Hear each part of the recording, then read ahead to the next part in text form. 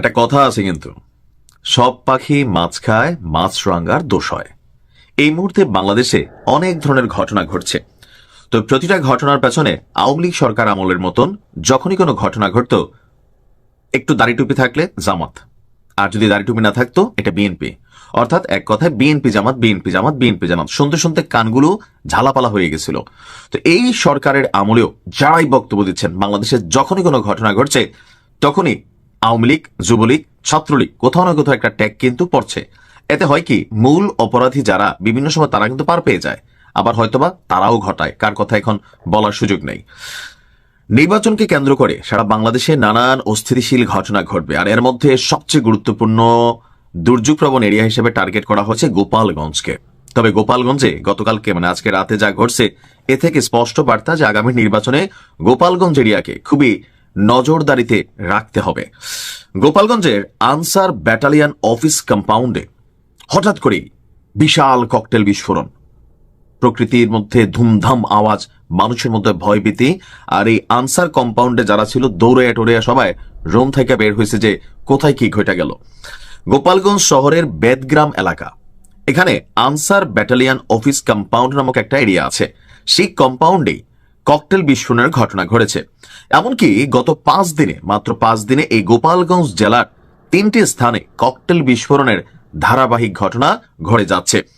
রাত 10টার দিকে কে বা কারা বেদগ্রাম আনসার ব্যাটালিয়ন সদর দপ্তরের ভেতরে ডাইনিং বিল্ডিং এবং মডেল বিল্ডিং এর মাঝখানে যে ফাঁকা জায়গা আছে, সেই ফাঁকা জায়গায় আপনার জর্দার কৌটায় কালো ট্যাপ পেঁচানো ককটেল নিক্ষেপ করে।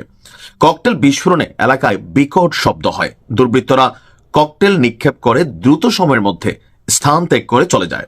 তো ক্ষয়ক্ষতি তেমন কিছু হয়নি, আইন শৃঙ্খলা পরিস্থিতি স্বাভাবিক আছে, গোয়েন্দা নজরদারি বাড়ানো হয়েছে।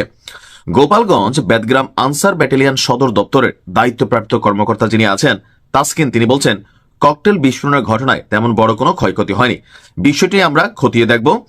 26 জানুয়ারি গোপালগঞ্জ বিশ্ববিদ্যালয়ের মেইন গেটে, 28 জানুয়ারি জেলা এবং দায়রা জজ আদালতের যিনি বিচারক আছেন তার বাসভবন কম্পাউন্ডে এই ককটেল বিস্ফোরণের ঘটনা ঘটে, আর সর্বশেষ এই আনসার কম্পাউন্ডে ঘটল।